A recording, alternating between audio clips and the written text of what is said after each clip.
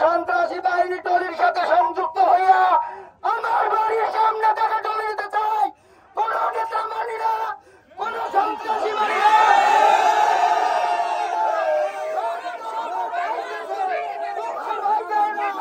আর কেউ ভাইদের রক্ত না দেয়, আমরা এটা চাই।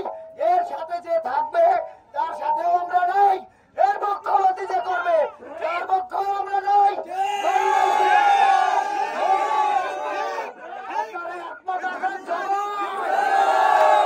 সন্ত্রাসের পতন চাই, আমরা অবৈধ টলি বন্ধ চাই, এর সাথে সংশ্লিষ্টদের বিচার চাই।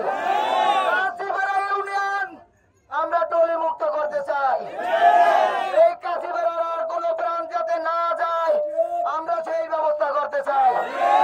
আমরা সবাই একমত হয়ে আমাদের দাবি না মানা পর্যন্ত আমরা আমাদের রাস্তায় আমরণ অনশন করব। যদি টলি চলতে হয় আমাদের এলাকার মানুষের বুকের উপর দিয়ে চলতে হবে, আমাদের বুকের উপর দিয়ে চলতে হবে।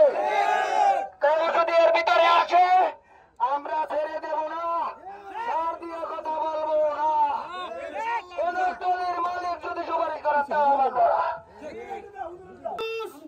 শান্তি প্রিয় মানুষ, আমরা কখনো কোনো গাড়ির বিরুদ্ধে ছিলাম না। আমার ভাই এখন রক্ত দিয়ে কবরে চলে গেছে, এরকম কত ভাইয়ের জীবন আগেও শেষ হয়ে গেছে। আমরা তখনও ওই রকম প্রতিবাদ করি নাই, মনে করেছি হয়তো তাদের মাথার মধ্যে কোনো সমস্যা ছিল। এখন দেখে এটা পূর্ব পরিকল্পিত হত্যাযজ্ঞ, কিছুই নয়। আমরা এই অবৈধ টলিকে এই রাস্তার মধ্যে আর দেখতে চাই না। আমার বোনেরা আমার, সবাই সতর্ক হন। এই টলির বিরুদ্ধে, মরণ ঘাতক এই বাটপারদের বিরুদ্ধে সোচ্চার হন। আমি আমার প্রিয় সাংবাদিক ভাইদেরকে বলতে চাই, আপনারা মেহরবানি করে অন্তরের অন্তঃস্থল থেকে এই বিষয়টা ভালোভাবে আপনারা মানুষের সামনে প্রকাশ করুন। প্রশাসনের কাছে আমার দাবি, এই জনগণের রক্ত আপনাদের বোঝা উচিত। আমার ভাই এখন কবরে, যদি টেবিলের নিচ দিয়ে কোনো টাকা দেওয়া হয় সহ্য করা হবে না। দালালদের মুখের ভাষা আমরা মেনে নিব না। যেই সুপারিশ করবে সে সবচেয়ে বড় দালাল। আমার ভাইকে যদি তুমি পারো আল্লাহর কাছে বলে জীবিত করে দাও, আমরা ছেড়ে দিব।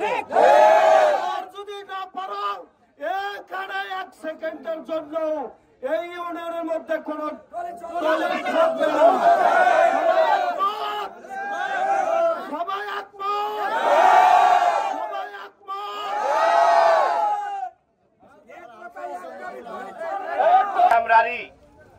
একটি তরতাজা যুবক গত পরশুদিন